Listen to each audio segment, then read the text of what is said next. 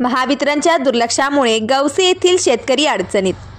शेतकऱ्यांनी वर्गणी काढून स्वखर्चाने गवसे येथे गेल्या वर्षी ॲग्री ट्रान्सफॉर्मर बसविला होता, पण महावितरणच्या कर्मचाऱ्यांनी तो बदलून तिथं जुनाच ट्रान्सफॉर्मर बसविला असून त्यातून वीज पुरवठा बंद असल्यामुळे शेतीला पाणी देणे अडचणीचे बनले आहे।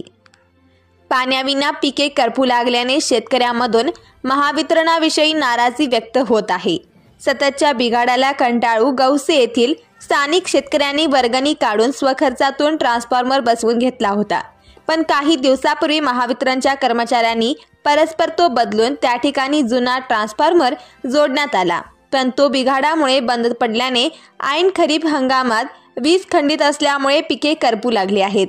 संबंधित शेतकऱ्यांनी महावितरणच्या अधिकाऱ्यांकडे तक्रार केली, पण त्यांनी त्यांना दाद दिली नाही।